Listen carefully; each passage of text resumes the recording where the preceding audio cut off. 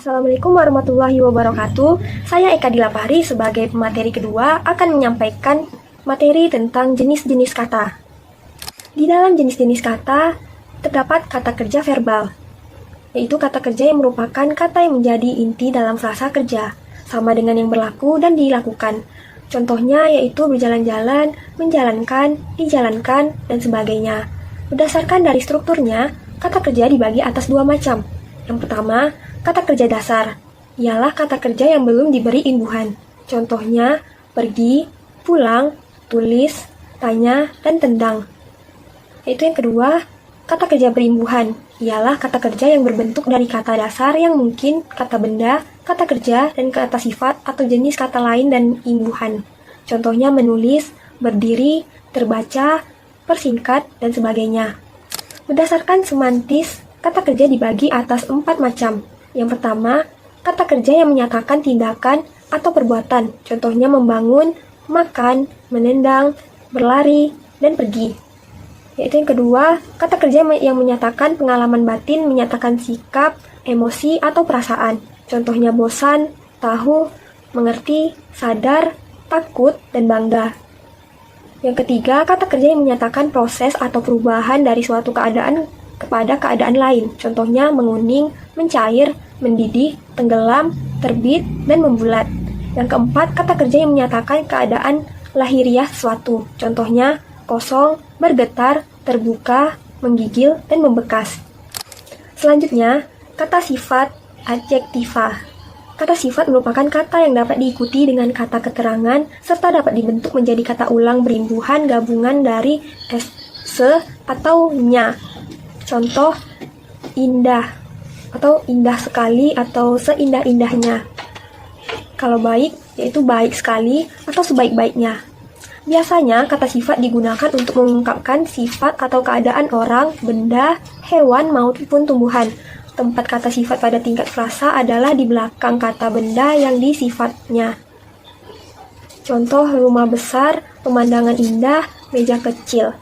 Dalam gabungan kata yang berupa idiom, dalam arti kiasan, kata sifat ini dapat menduduki posisi awal atau berada di depan kata benda. Contohnya, panjang tangan yang berarti pencuri, ringan tangan yang berarti suka membantu. Lalu, kata keterangan adverbial. Kata keterangan merupakan kata-kata yang digunakan untuk memberi keterangan kepada kata lain seperti verba, kata kerja, dan adjektiva, kata sifat, yang bukan nomina atau kata benda, dan sifatnya tidak menerangkan keadaan atau sifat. Pembagian kata keterangan yaitu 1.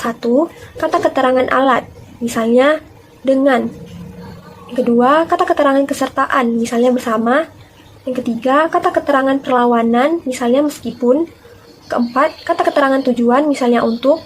5. Kata keterangan sebab, misalnya karena. 6. Kata keterangan akibat, misalnya maka. 7. Kata keterangan waktu, misalnya kemarin. 8. Kata keterangan tempat, misalnya sana. 9. Kata keterangan syarat, misalnya jika. 10. Kata keterangan derajat, misalnya sedikit, banyak. 11. Kata keterangan keadaan, misalnya sungguh-sungguh. Yang ke-12, kata keterangan kepastian, misalnya mungkin. Selanjutnya, kata benda atau nomina. Kata benda merupakan kata-kata yang dapat diterangkan menggunakan jenis kata-kata lain. Ada 3 macam kata benda, yaitu 1. Kata benda yang jumlahnya dapat dihitung sehingga di depan kata benda itu dapat diletakkan kata bantu bilangan. Yang kedua, kata benda yang jumlahnya tak terhitung. Untuk dapat dihitung, di depan kata benda itu harus diletakkan kata keterangan ukuran satuan seperti gram, sentimeter, kilometer, dan sebagainya.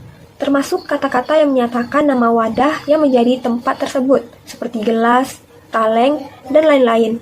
Serta kata-kata seperti seikat, sepotong, dan sebagainya. Yang ketiga, kata benda yang menyatakan nama khas. Di depan kata benda ini tidak dapat diletakkan kata bilangan. Contohnya Jakarta, Bali, Toba, Eropa, dan Madinah. Baiklah, materi selanjutnya akan disampaikan oleh teman saya, Ekawati. Sekian dari saya, terima kasih. Wassalamualaikum warahmatullahi wabarakatuh.